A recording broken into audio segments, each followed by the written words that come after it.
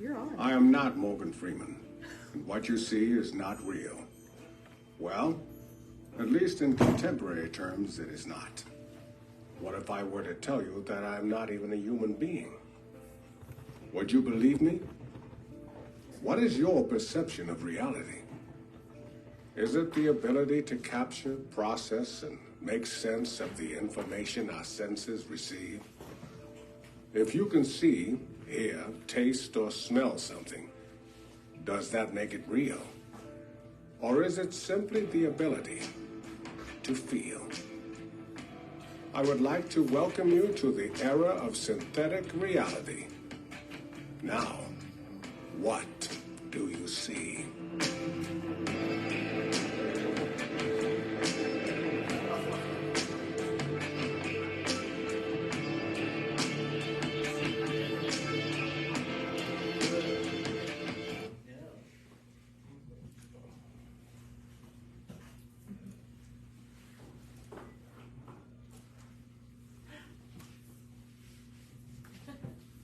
Sweet, there we go. That was fun, right? It's a fun video. We'll talk more about it in a little bit. All right, so we have come to part 3 of my talk entitled Everything, Everywhere, All at Once. I will... Who are you? Hi, I'm Greg Lee. We're at Unity Church on early July 2023. Okay, we're here. Today is the culmination of everything. Oh yeah, I generally will talk a little bit about the limitations of language and how when I say something, it changes the TV. But we... It's doing something. I will ignore that, and we may turn the computer around. Is how we'll do it. So, if I say God and you want to hear source, then translate for yourself and integrate for yourself what you can out of what I say, and if you need to translate a little bit to a different piece of language that still feels and vibes correctly, do so to further your own understanding, and you don't have to like completely conform to the images and thoughts that I'm putting out there. Okay, so first we're going to talk about all of the third end of the triad. I don't have enough time for this. This isn't lost power. Oh, there you go. Well, yeah, but oh wait. See how good I can do this.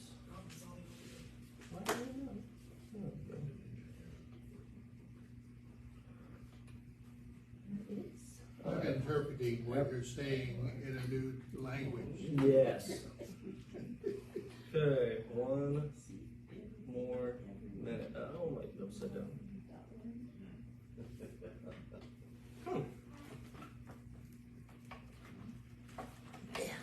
Try the things. Helps when you plug it in. Oh, it may have not been happy. Yes. Come on, buddy.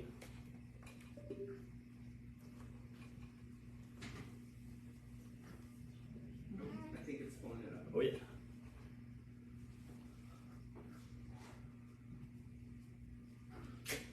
Oh, yeah. I remember how to fix this. This.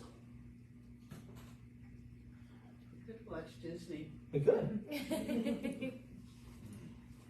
Hey. There we go.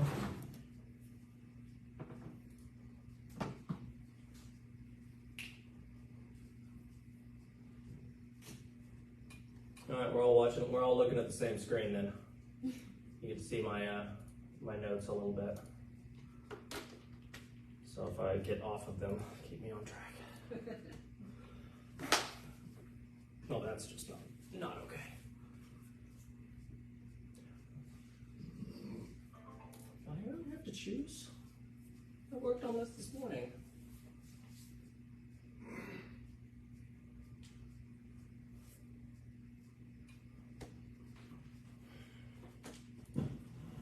technical difficulties. Should have had a slide ready for it. Alright, we do this. Alright. Do it live. Okay, so our three, the end of the triad. Here, we're back. We're just going to do it this way. So there was past, present, future. When we talked about time being the focal point being in the now. The first week we talked about the things that have happened in time, the things that have been kind of solidified, like if you're weaving a tapestry, you've got a million unbroken threads, and then the point at which it is set, and then what falls behind is the tapestry. So you're not changing that, but everything that comes ahead, you can change. And so this week we're talking about the future. So that's the part that can change in your existence, that you have control over. Let's see. So we had Father, Son, Father, Son, Holy. Oh, no. This was mind, body, and spirit. So a lot of Gnostic traditions and things like that, they separate a human being kind of they conceptually separate a human being into three different aspects. So body, so your physical form, mind, your mental form, and then spirit, your underlying essence, really, your connection with source, things like that. That's what spirit would be considered. And if you like to look at things actually physically and the way reality itself works, we're all just congealed energy, vibrating everything, not we, every single thing is congealed energy that is vibrating at a certain frequency that gives it the properties that you can interact with and you can discern using your own faculties of discernment, which for us are the senses. Taste, touch, smell, all of those things let you interact with some form of what we call matter, or what we call sound, or what we call whatever we call it. We try to label the way we experience reality. That reality itself is just a vibrational setting, basically like the dial on a radio. Okay? And so at the future, or rather the other side of the triad, from low, mid, or high vibration, that's literally solid, liquid, gas. Think of it that way. Solids are vibrating really slowly, liquids are a little bit faster, gas is a little bit faster as well, and you can tie that in with humans, where it's like body, mind, and soul. So as the energy level of a system, a human being included as in the definition of system here, as a human being increases their vibration, or a piece of matter increases its vibration, we know that it gets hotter. It rises. All of these things are what happen, like high energy stuff, high vibrational stuff. Now you can do that, not just turning ice to liquid and boiling it or anything like that. You can actually incorporate those vibrational levels into your thought patterns as well, because everything that you are, body, mind, and spirit, is a vibrational plane, all integrated together to provide you with this experience that you're having right now. And so, by consciously and choosing to take control of your own vibrational levels, your own energy levels, you're able to affect change within your reality, within your mind, within your soul, within your body, within everything around you. And if you choose to look at it as vibration, because you really want to get your hands around what's the mechanism for changing my thought patterns, well, it's application of energy producing vibrations within whatever you're emanating. Because bear in mind, like, your thoughts are real too. Your thoughts are as real as the words you say, as the sounds I make, as everything. Your thoughts are something that you can control and change and display as well. And so by applying energy to those, you're able to influence its direction the same way as you apply energy to your physical form. You can move about, you can dance, you can do whatever. It's part of the human experience, is us taking command of one of these, one of those. You get to, like, driving. It's really fun. So live life. Yeah. All right. Number 3 is superego. If you like Freud, the id is your base instincts. The ego is the dude. You know, if you hear a lot about ego death, that type of thing, where the ego is the middle guy, right? He's the one that's like scared all the time, but also really, really good at calculating, good at tangible stuff.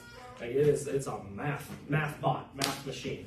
And so you get to transcend the ego via the use of your superego, which is the thing that actually is in control, but we forget about when we incarnate here. And you have to make and find and like you have to discover the connection within yourself. If you're not consciously taking control of your own body right now, get in touch with your superego if you like that language. And then there's so the other one's spirit reality. Well, the same way we have 3 forms: body, mind, and spirit. So does where we live. The Hermeticists would say, as above, so below. We are just reflections, like microcosm of the greater macrocosm right now. So what we feel, what we do, reflects upon the whole and vice versa. We're all one big integrated system that as our being attempts to understand and parse the information that it is presented with, we divide it. We divide it into smaller, more manageable understandings. This is my body. This is my mind. They are not the same. Or this is a blueberry. This is not me. This is a bush. We do it in our learning patterns a lot of the time. So, or you're cleaning the house. You don't clean the whole house in one day. You clean a room each day. You bite off manageable chunks, and that's what our existence of reality is for each individual being. They are constantly biting off chunks of reality. Like as you move forward through the fabric of time, you're biting off kind of chunks of reality that define who you are and make up who you are, because it's kind of set in stone in the now crux to be passed into the past. They either taste good or they don't. And it's your choice.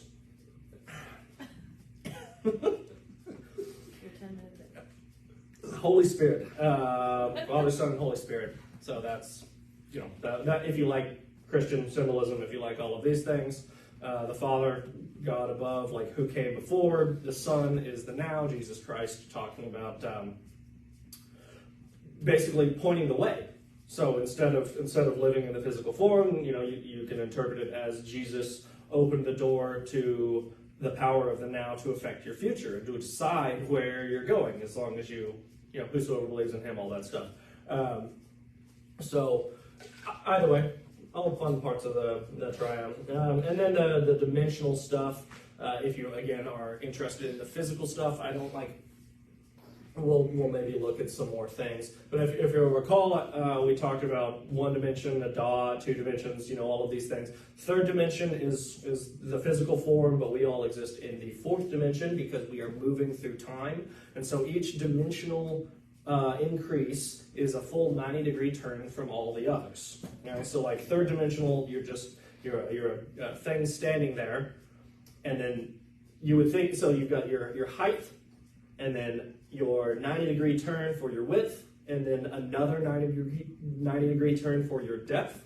So there's your 3 dimensions, and then another 90-degree turn for time, and that's when it moves across, when it moves at all. I mean, it's happening always because we're on a fast planet, but this is a pretty easy way to show something moving through time as well. And so the 5th dimension is you're going to take another 90-degree turn from there, right? So above and out of time. And from there, you get to see that there is no time. There is no past, present, future. It's all one, which is why we're all experiencing everything, everywhere, all at once, from an outside perspective.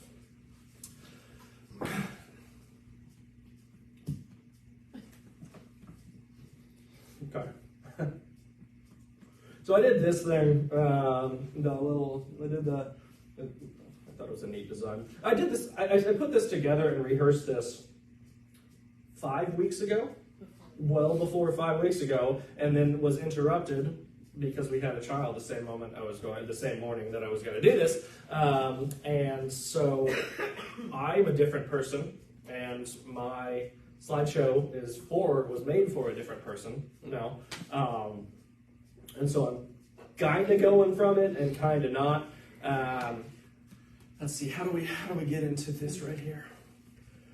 So everything being separated, right? You can think of these 5 words, and then you notice all of the words that I used to describe them individually as we bite-size portion everything, and it gets more and more complex, and you take more and more things.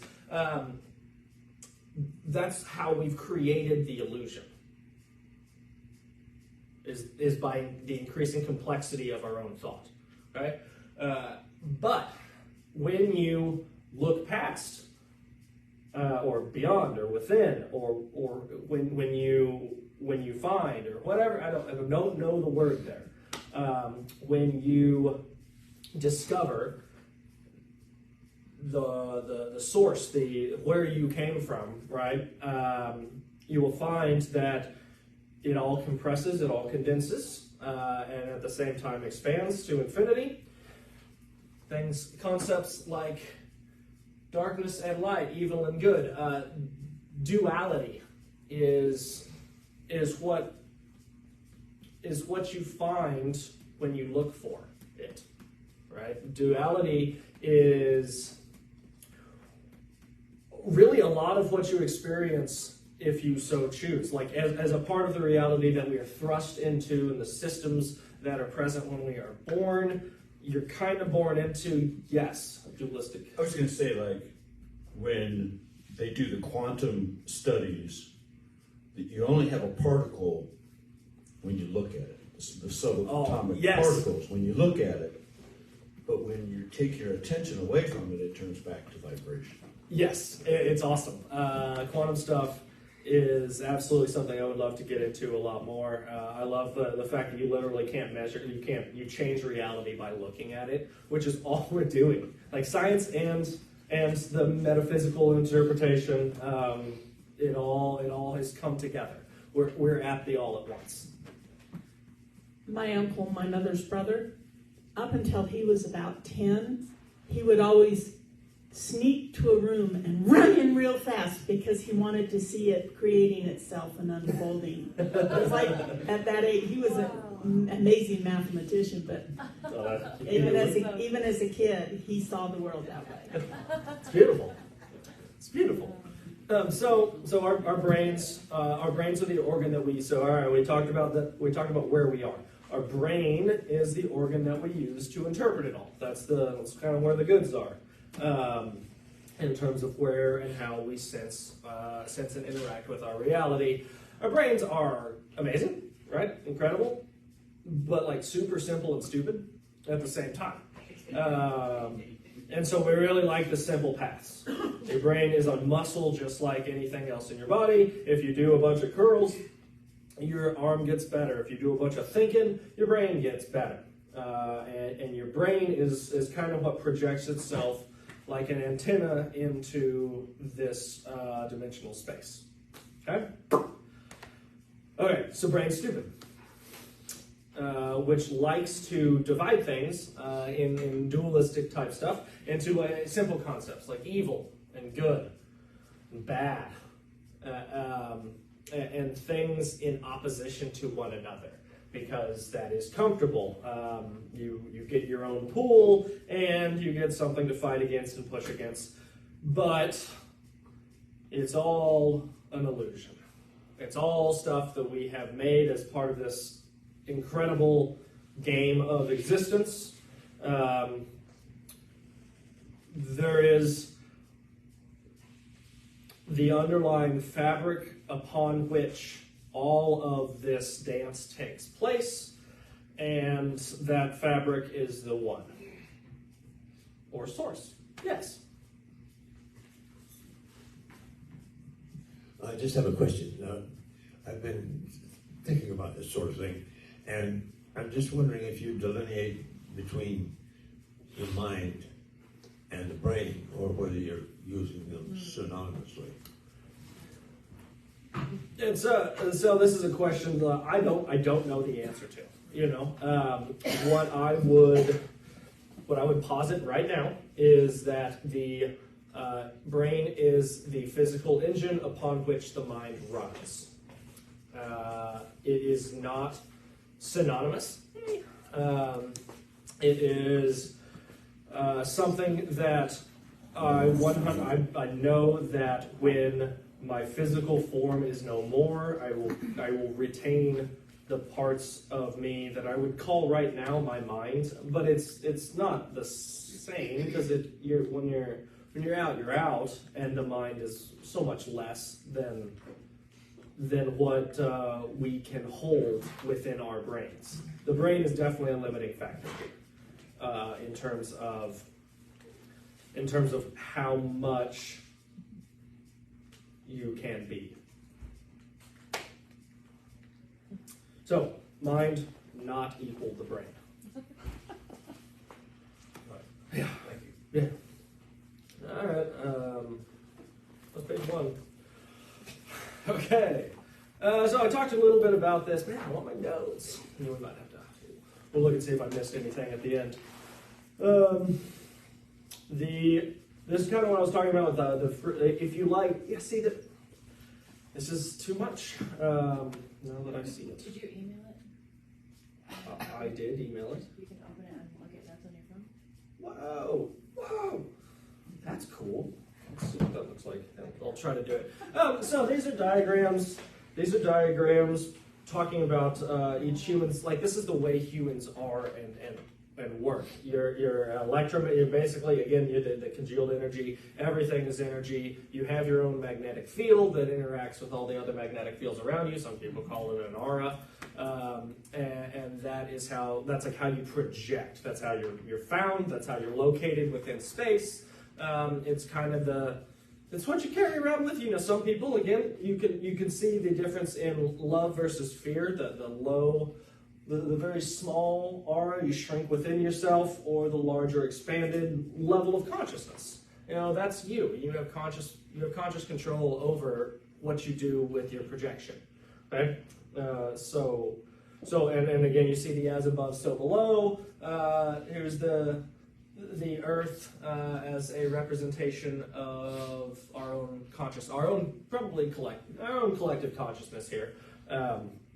As we expand our own level of consciousness, so does the Earth. So does the Earth heal as you heal, and that's kind of the goal here of what we're doing. So, yeah, still doing the thing. Does anyone have any questions about this while we're? I was just going to comment on mass consciousness, the collection of all the peoples that exist on the Earth, that all the projections integrate to create a mass consciousness that we are faced with. Like bubbles in a bathtub. You have a bathtub, it makes 100,000 bubbles. Look at our bubbles, right? And then if a bubble's by itself and floating along somewhere, it's lonely. Right now, you can perceive the boundaries between other human beings, right? And that's like boundaries of your own consciousness and your own everything. But when all these bubbles get smushed together, they start integrating together, and they make a big bubble. And it's not something to be afraid of. It just is the next step. So there's a concept that I got from the study of Ernest Holmes, and it showed the triune nature of God as creator, the program he writes, and that which plays out the program. And then I saw again that that's our nature, the creator of so I think of it like a holodeck, okay? And so before we came here, we programmed our holodeck, and then we send a character into the holodeck, which is us, who's playing out the program. And the way it makes me think what you're talking about, part of what it said is that as long as I am in the consciousness of the character, I can only play out what's programmed already. As long as I believe that the program in the holodeck is reality, I can't change something different. I can only play out that program. I have to go back into the consciousness of me as the creator within the one in order to reprogram the holodeck to make something different. And so is this kind of what you're talking about here? Absolutely. Somewhat? Like a near-death experience, right? You're in your body. You're in there. Everything is so important. My back hurts. I gotta take out the trash. My baby just pooped all over everything. Like, you're in your body. You're there, and you're doing your program. And that's, if you're not thinking about it, you're doing your program. Now you can dream about it, like, well, the meditation is like your meta program. Is when you can do something other than what your physical form is doing. Some people never get out of their physical form. But part of the concept of that too was that the way to get out, the only way you could get out, is you had to trust the program. You had to trust it, which is part of like going, I don't have to worry about what's happening there, because do I want love or do I want hate? Duh, I want love. My duh logic can handle the program while I go back into my true nature. Beautiful. Yeah. That's a great way to put it. That is really, really nice. The trick is where you vibe at, where your frequency is. You can vibe in a state of love, and everything around you just wants to love you. It's awesome. It's awesome. Gratitude. Rachel and I talk about gratitude. You know, so life is ups and downs. We're human. We fall in, we fall out. Like low energy, high energy. These are all cycles that you can explore and look at if you so choose. You don't have to. You just whatever works for you. But like the point is to be able to vibe at love, because then you'll never want to go back. Like you don't like where you want to be. And so that's just the way. So follow your program, follow your arrow wherever it leads you. Your arrow is like you should feel. You know what's right. You know what's right. You always do. You just have to do it. It's weird sometimes. It's weird. It's cool. I mean, it's like, but even the act of deviating a little bit, that's cool too. You know, the whole experience of what we do is beautiful. And that's like the point, is beauty, to perceive. The Celestine prophecy was all about beauty, you know, and that's how much time do I have? 9:45. I haven't even begun.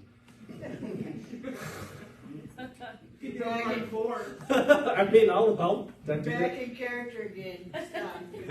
Get out there. You've got this. All right. So I've talked about some of this. People get out in lots of different ways, right? You hear a lot. Think about the experience that you built, and so like I'm talking to you as if you're not already out, and I don't know. You know if you're out, right? You know. And if you don't, talk to me, and I will help in any way that I can. But it's not something that you won't know. It's something that you will be aware of at every moment of your entire being. The death and resurrection of Jesus Christ is symbolic of getting out and getting back in. Most like initiation rites in all the societies throughout history, like Freemasonry and Platonism and everything, like back from like the medieval era, like in the pyramids, they were doing rituals that symbolize death and rebirth as a way to get into the knowing, the gnosis of self, of reality, of everything. And so that's all we're doing. It's something very common. It's something that everyone can do. That's something that Jesus was pretty sure about. That's what we talk about when we talk about salvation. Near-death experiences when people are like, I was out, and I came back, and like, now I know. And you don't have to have a near-death experience to know. You can do it through prayer.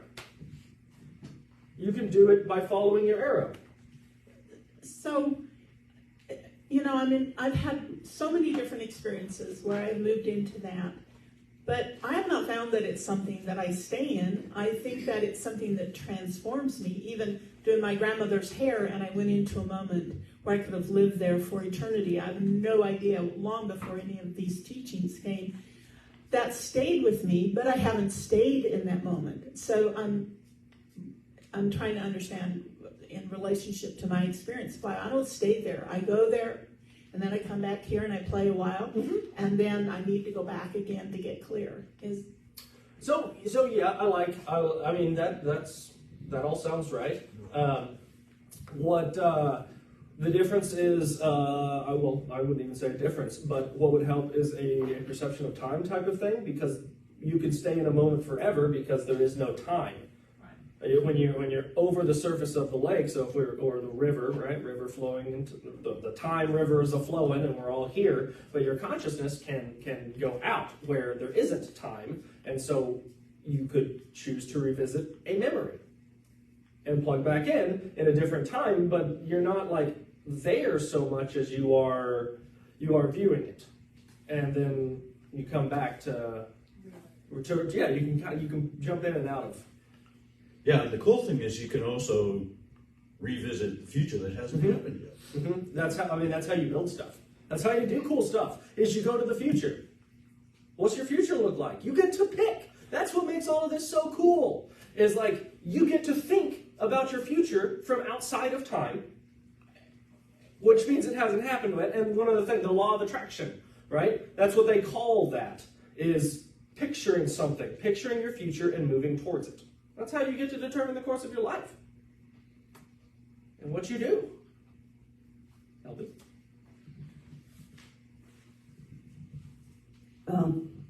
Once you have that experience, you can't unlearn it. Wow.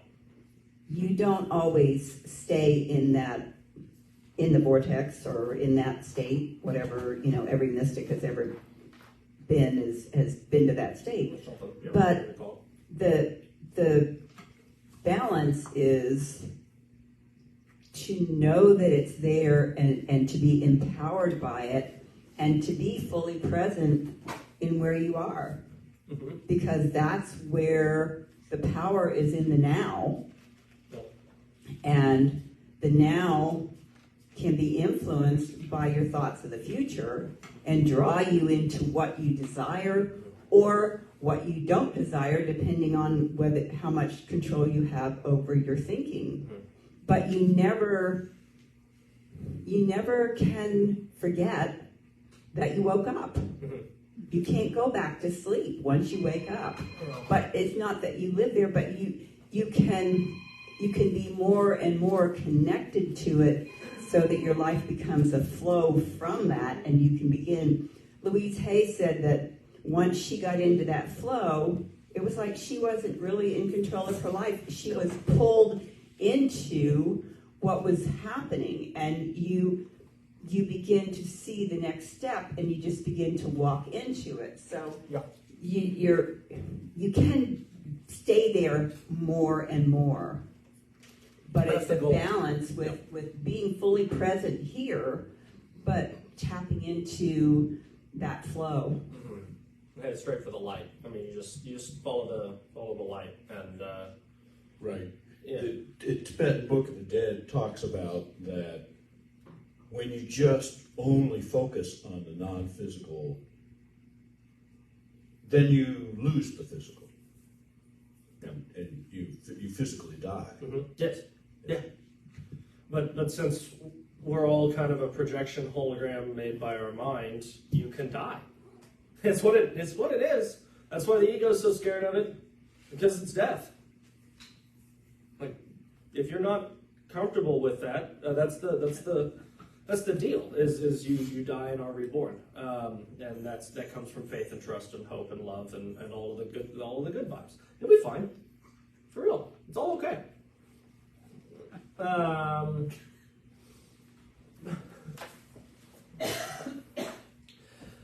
So I got follow any thread up here.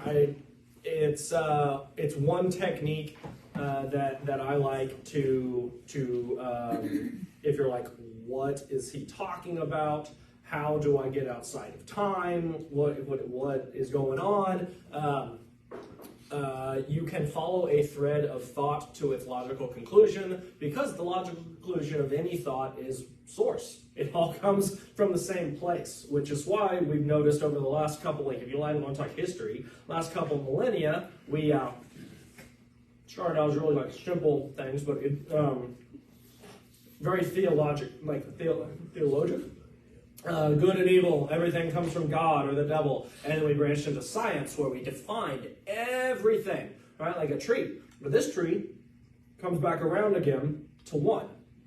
And they find that all the concepts and stuff that religions try to describe is also being described by science, because it's an inescapable conclusion that we are all one, that everything is one, right?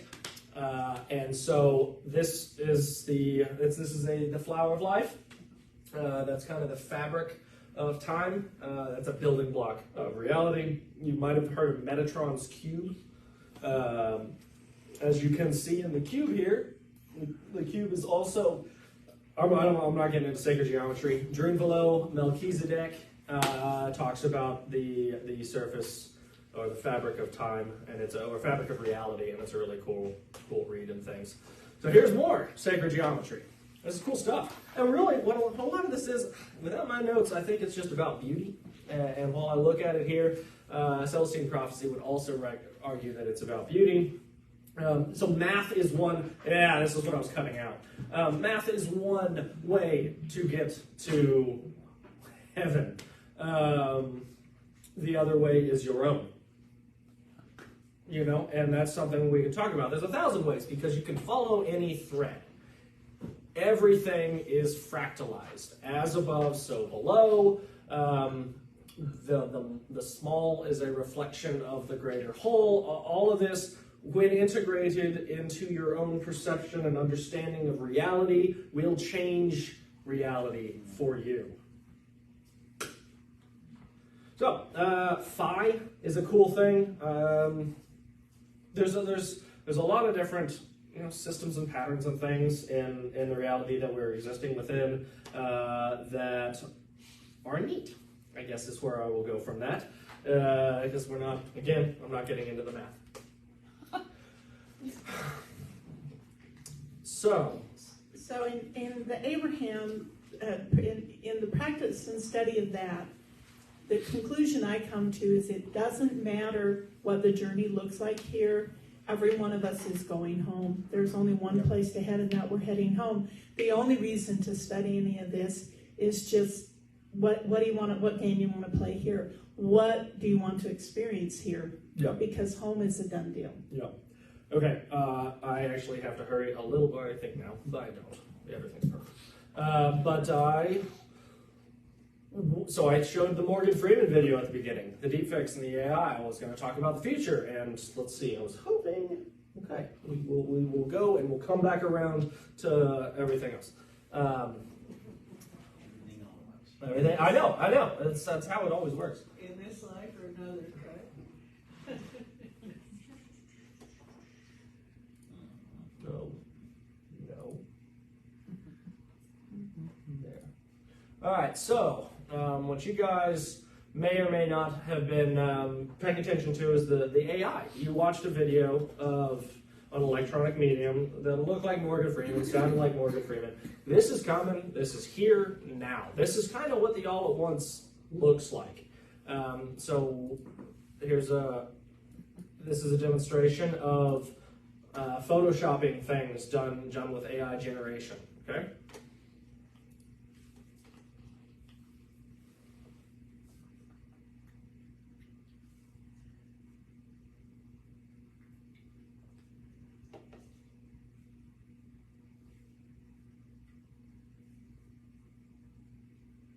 So you definitely can't believe everything you see.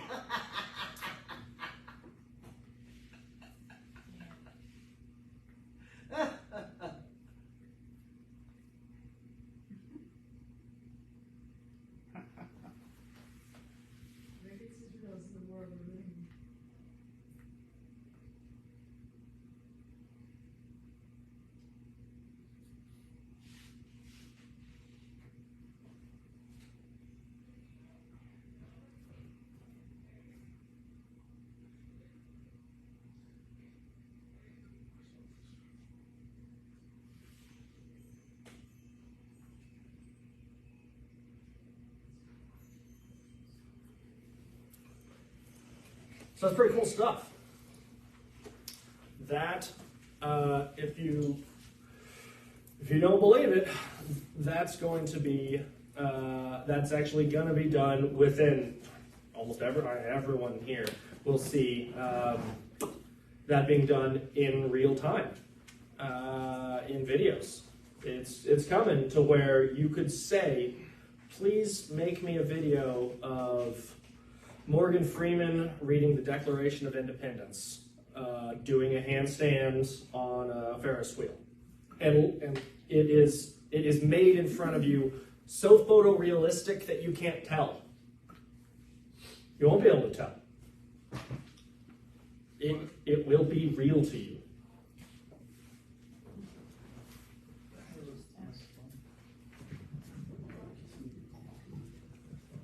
You transport that forward into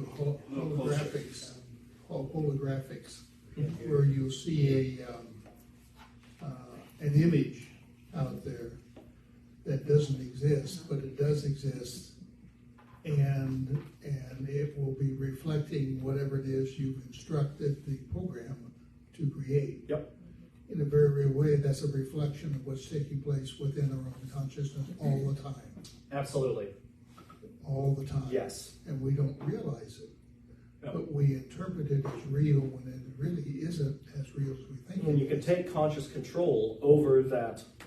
Yeah. Over that creation. Yeah. Mm-hmm. Yeah. And that's something we don't control. Mm-hmm. It is a natural part of the process of consciousness functioning as it is created. Yeah, control may not have been the right word. Yeah. Very limiting, but you can live there. You can be with it, I guess. Yeah. Some people escape into that and choose to live their life within that environment. Yeah. Thank you. You can create a reality now. Yeah. Well, yes, that's how you create your reality. Right, which to me is soothing because I get, because AI can be frightening if you don't realize your own ability to input. Yes, I was trying to, so my goal of the Morgan Freeman thing that I then forgot about for an hour was to start with some fear and generate a little bit of a baser emotion within you, the audience, because that's kind of what I'm going to try to do right now. And literally, you will not be able to believe anything that your eyes see on electronic media. It can all be fake, and it is all fake. Already kind of is, but like it's coming, and it's coming now. We're here. We hit the singularity to where, well, when I say we hit it, but we're at the singularity where stuff's going to start happening really fast, and your way through it is to just trust and know that the reality that you're heading towards, or know that all is well. Yeah. Okay. So if you have interest in that, we can talk about deepfakes and AI and imagine a political race where you can't trust any single video or any single word that either one of them say. You don't even know if they're real people. If you haven't seen something in real physical life, how could it exist? in a way that you could say, yes, I will place my trust and faith in that. You will be faith. So when everything can be, your faith is what will let you live in the reality that you so choose. If you haven't, so another AI thing, the integration so that the Morgan Freeman thing, that's a deep fake. What that is someone talking like me right now. You're doing a deep fake of this whole thing. And it could be someone way cooler or less handsome. The deepfakes are something that I could do, but it won't be a human on the other end. It's going to be a program on the other end. And so what I did this morning right before coming in was I did if you've never heard of ChatGPT, it's a generative language model, AI, that produces content. I mean, this is, if you're not following the industry, you might not know, but all of this is here. And so these paragraphs that I'm actually going to read them because this is the future for all of us, whether you choose to see it or not. I said to this program, talk to Unity Church about how the advent of AI will change the world. Use religious language, because it's flowerier. Greetings, beloved members of Unity Church. May the divine light guide our conversation as we explore the profound topic of the advent of artificial intelligence and its transformative impact on our world. In contemplating the arrival of AI, we find ourselves at the intersection of human ingenuity, and the unfolding mystery of creation. Just as our sacred text teaches us that each soul possesses a unique divine spark, AI represents a manifestation of our collective creative potential. It is a testament to our God-given ability to extend our understanding and shape the world around us. As we delve into the subject, let us remember that AI, like any tool, holds the power to both illuminate and challenge our spiritual journey. It has the capacity to revolutionize various aspects of our existence, from healthcare to communication, from industry to education. It brings forth opportunities for greater efficiency, expanded knowledge, and enhanced connectivity among all people. Yet, as we embrace the wonders AI can bestow, we must remain anchored in our spiritual values. The inherent danger lies not in the technology itself, but in how we choose to employ it. Unity Church teaches us to be conscious creators, using our gifts responsibly and with compassion. Therefore, it is essential that we navigate the development and utilization of AI with an unwavering commitment to love, wisdom, and justice. AI's rise prompts us to ponder the very nature of what it means to be human. As we witness machines capable of learning, reasoning, and even exhibiting creativity, we are reminded of our divine essence. We are spiritual beings having a human experience, endowed with a unique ability to co-create with the divine. AI serves as a mirror, reflecting our capacity for innovation and encouraging us to tap into the boundless reservoir of divine intelligence within. In the face of this transformation, let us remember our interconnectedness. Just as our individual sparks of divine consciousness combine to form the collective soul, the advent of AI calls for collaboration and unity among all humanity.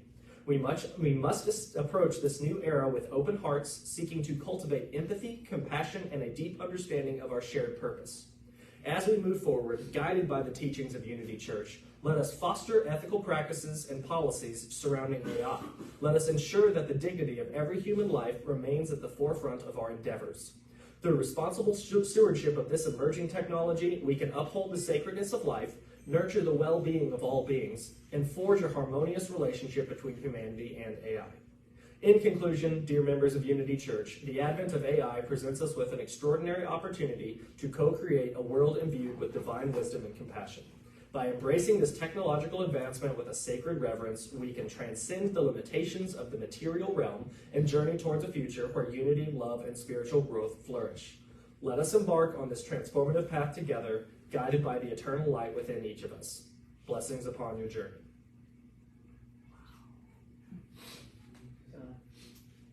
Too bad it's not articulate.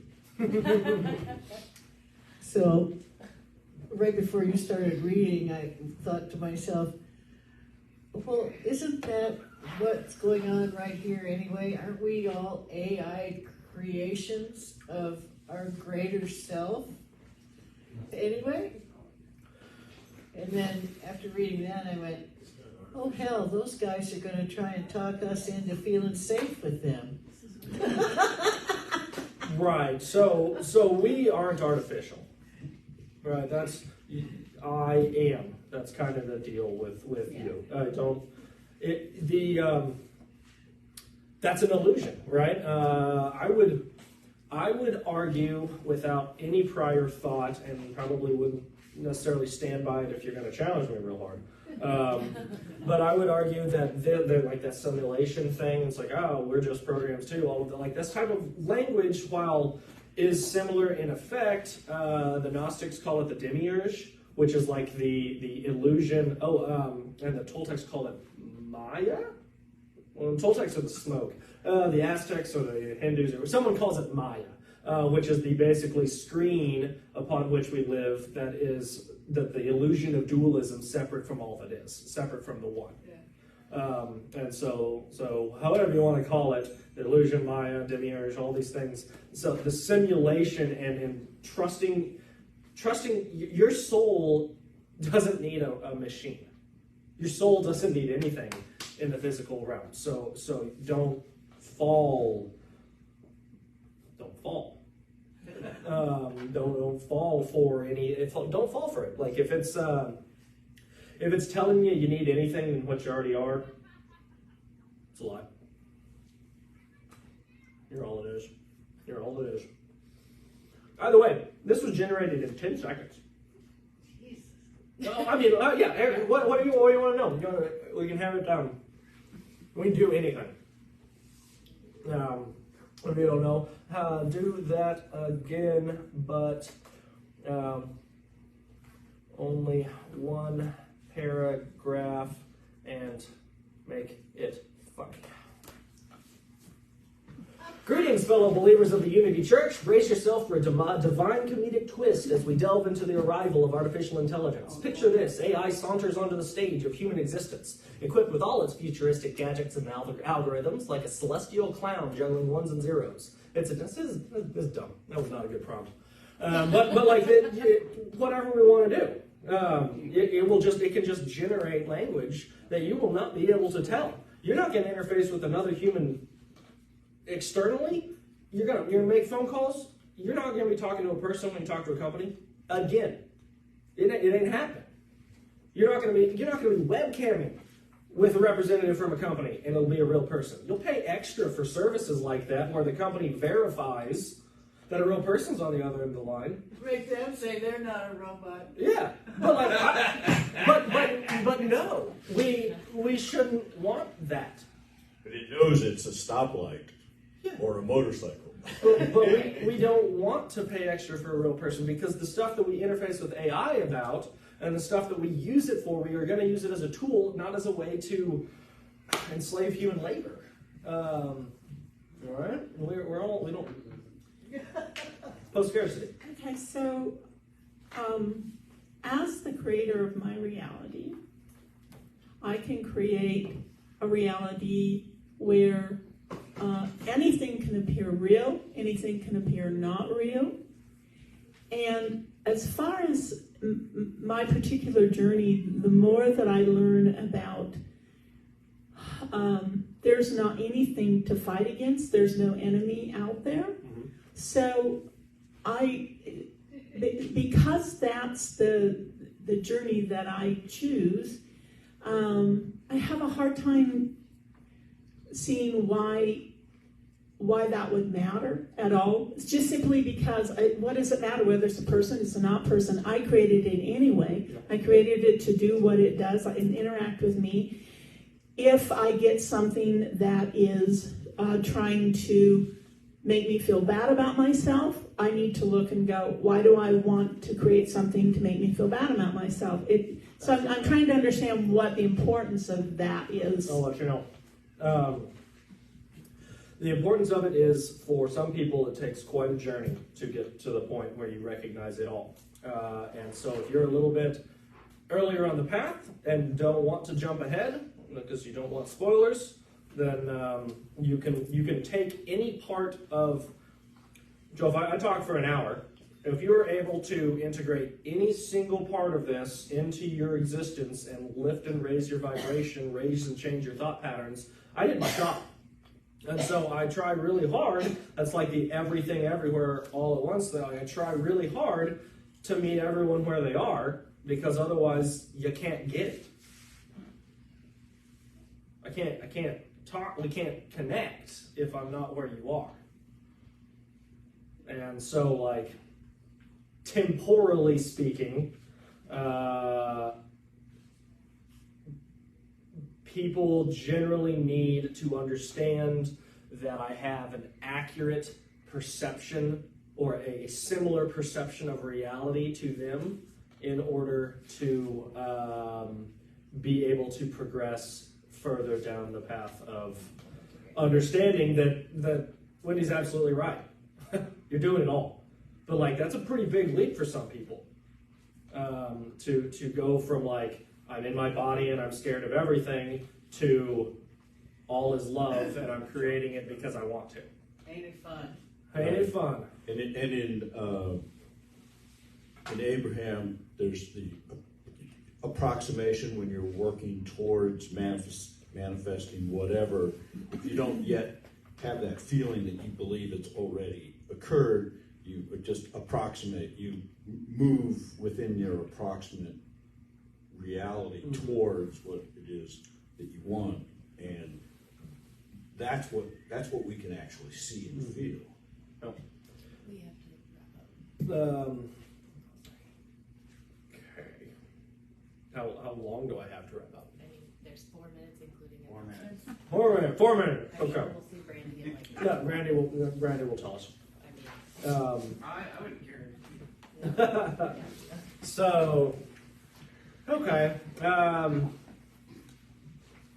Basically, take control. Just really quickly, I think the root thing of this is the heart transmission connection, soul, energetic, whatever you want to call it, chi, the love, the love part. Yeah. So we reflect to each other something that is going to be one step removed from that with AI. However, wouldn't that be nice if we didn't have to deal with all of each other's emotional turmoil and different levels of evolution and stuff? So I'm going to go with that positive side. Yes, absolutely. So what matters is your small community. What matters is what you experience. You're gonna once you understand what the out there is, and it's everything and anything in the palm of your hand, a little bit of everything all of the time, if you like Bo Burnham. So you get everything, right? And so what matters is, since we have permanent access to that, since we have access to that, what will matter is the time you spend with those around you. The way, because your senses are what you can trust. Trust yourself. Trust source. Trust love. Trust light. And again, just follow your arrow and you'll find the end somewhere over the rainbow. Yay.